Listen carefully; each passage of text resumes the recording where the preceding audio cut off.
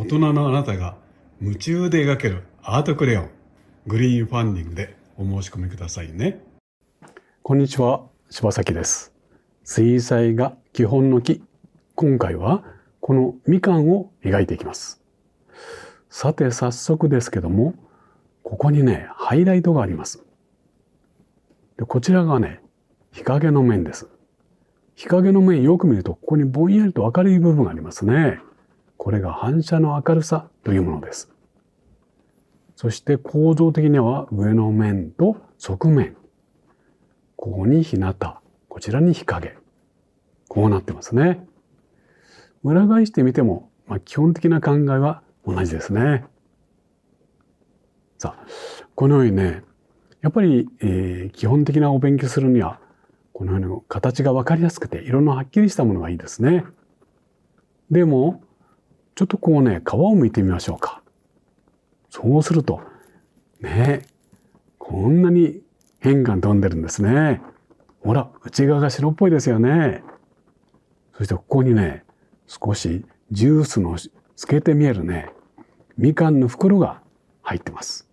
では描いてみましょう。今日一緒にね、描くもの。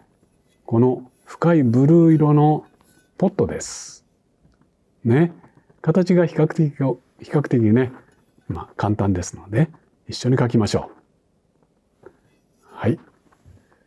さあ、では描きますよ。まず鉛筆でね、みかんの位置を描きます。この辺にしようかな。ぐるぐるぐるっとね、2つ。これは裏から見た感じにしようかな。そして後ろにポットですね。はい。流し角の形を描いてから、これが水差しの口の部分ですね。はい。ここにね、みかんを剥いた時のね、袋の実を描きます。こちらにもう一つみかん描きましょうね。このみかんはね、葉っぱがくっついた状態で表現してみたいと思います。はい。で、この中心となるみかんなんですけど、さっきやってみましたね。皮を剥いた感じです。ね。はい。さあ、できたぞ。こんな感じでね、塗ってみたいと思います。はい。まず、明るいイエローを塗りましょう。これはみかんの基本色であると同時に、光が当たったの面ですね。日向の面を意識するためにも塗っておきます。こんな感じでしょうか。はい。これはね、袋のみかんですよね。はい。この袋のみかんは、このように中のジュースが透けて見えるんですよね。美味しそうですね。これをウェットイメットで表現していきます。だけどこの袋には白い部分があるんですよね。そこは慎重に残して、このように色を加えていきましょう。では、後ろのみかんですよ。まずハイライトを点描で残して表現します。こうですね。それができたら、一気にみかん色をたっぷりの色でね、塗ってしまいましょう。このくらい思い切った色です。はい。こうですね。やっぱりこの果物の色をね、発色よく描くためには一気に塗ることが大切ですね。そしてどんどん暗い色に移行します。日向と日陰は少しこうね、ぼかしてあげるといいですよね。はい、このくらいです。これにちょっとこうね、点々つぶつぶが見えるので描いてもいいでしょうね。こうよく見ると、こうデコボコした形も見えるので、そんなとこも楽しんでもいいかと思います。ここは日陰ですから、ここに反射の明るさがあるんでしたね。絵の具を取りましょう。はい。さあ、大きなみかんの立体が見えてきたでしょう。で、もう負けずに日陰の面をどんどん暗くしてしまいます。こんな感じですね。では今度は手前の皮を剥いたみかんです。まず、この皮のところを描きましょうね。色はもうさっきのみかんと同じです。でもこれはね、実はね、内側のね、袋になってる実の部分ですよ。この回実はよく見たね、鮮やかな綺麗な色をつけて見えるんですね。はい。思い切って色を乗っけていきます。イエローのディープとバーミリオンの色あたりがとっても馴染みやすくていいんですね。でも日陰の方になってくるとそれにグリーンを足してあげます。そうするとと暗くて冷たい色になりますね。そして反射の明るさです。さあ、では今度は後ろのポットを描きましょう。大きい筆使いでみかんの色をね、映ってますのでそれを加えてハイライトを残しながらこのように塗っていきます。ではまたみかんです。まずね、薄いブルーでね、日陰の面を塗ります。これは白い、袋の部分ですね。そこの日向日陰を描いてます。皮の内側も白いんですよね。白いところの日陰はみんなこのような色で処理していきます。ほら、なんかみかんが丸く見えてきたでしょ？ここが肝心ですね。はい。ではまたこのの袋のみかんと、そして後ろのみかんも色を加えていきます。これは向かって左側のみかんと全く同じ考えです。点描でハイライトを描いてからはっきりとしたみかんの色を大胆に塗って同じ色をまたね、左にこのように加えてもいいですね。はい。そして日陰を思い切って暗くです。このくらいですね。日陰がしっかり描けたなと思ったら反射の明るさを取ります。ほら、丸く見えたでしょ？少し画面が乾いてきたら、このハイライトの周囲に点描でこのように点々を描くと、もっともっとみかんの感じが強まります。さあ、また大きい筆使いで今度は背景ですね。丁寧に細かく描いた部分があった後は、このように大きく塗って、水と絵の具の効果で一人で混色をしていきます。床も同じようにたっぷりの色で塗ります。次に筆を割ってね、床のね、板目の感じを表現しましょう。さあ、ポットもだいぶ色が乗っかってきましたね。では今度は大きい筆使いでみかんの葉っぱを描きます。よいしょっと。ねえ。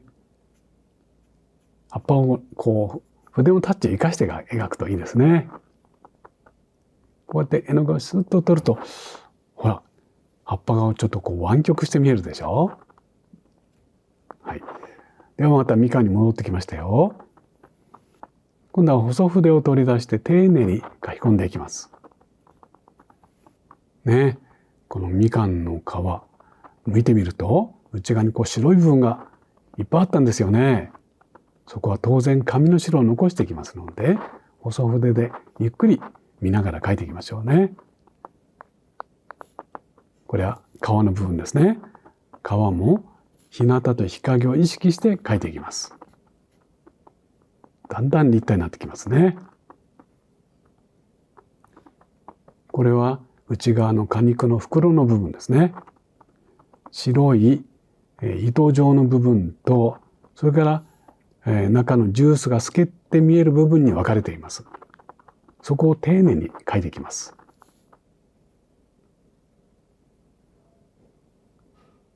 このように描いていくと、だんだん絵が出来上がってくるから楽しいですね。こんな感じですね。さあ、ゆっくりゆっくりとこの白い部分を残しながらね、透けて見えるジュースの部分ですね。そこを塗っていきますよ。どうかな？はい。ではまた色を取ってこんな感じですね。葉っぱの光ってる部分を作ります。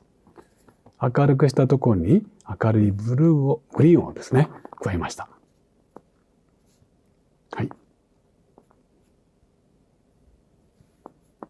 こちらもそうですね。グリーンを少し加えてあげます。こうやって、ね、このみかんにくっつけてあげましょう。では、葉脈を描きましょう。こうやってから少し色を取ります。そうすると明るい葉脈が見えてきます。こちらのみかんはですね、左側のみかんと同じにならないようにと日陰にしちゃいましょうね。奥に押し込めてしまいます。そして床の影ですね。これも大胆に暗くです。また筆を割ったりしたりしてね、この板の感じね、板の質感なんかもちょっといじってみると面白いですね。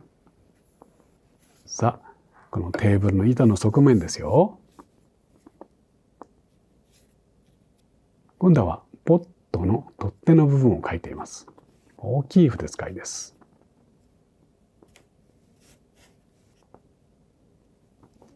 さあ、だいぶ描いてきました。ねえ、テーブルの板の側面と、ちょっとね、こう、いろいろ描いてみたいところですね。柴崎、これ削ってるんですけども、まさに板が削れて傷になった部分を楽しんでます。ね、参考にしてもらえるといいかなと思います。はい、こんな感じですね。では最後になりましたよ。こちらの右側の手前に、落ちている葉っぱを描きますね。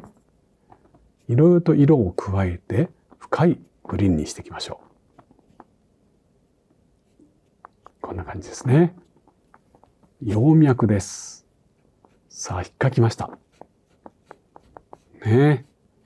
で、太い葉脈出たので、今度は細い葉脈を描きます。はい。さあ、葉っぱも描けたし、では最後ですね。後ろの調子を整えて、これで最後にしましょう。さあ、絶対濡れてきましたよ。はい。これで今回のみかんの絵でね、出来上がりです。はい。はい。ね書き上がりました。みかんでしたね。よくご質問にね、初心者はどんなものを描いたらいいですかというね、コメントをいただくんですけども、柴崎はね、その時は、果物はいかがでしょうかというふうにお答えしています。それというのも、例えばこのね、みかんやオレンジのように、とても形がね、シンプルで描きやすい。でも色はしっかりはっきりしてますからね。だから形が描きやすくて、色がちゃんと出せたかどうか、濡れたかどうか自分で判断ができる。そのような果物ってのは本当に最初のお勉強にはぴったりのモチーフだと思うんですね。またそれを光の当て方によって立体に表現だったり、またこのようにちょっと皮を剥いたりするとね、途端に表情豊かになるんですね。はい。そんな意味でね、いろいろな方がね、今回のこのみかんの描き方、見てね、楽しんでいただけたら、柴崎もとっても嬉しいです。はい。さあ、ということで、また次回ね、違うテーマ、違う作品であなたとお会いしたいと思います。ね、本当に、寒いですから、お体に気をつけてお過ごしくださいね。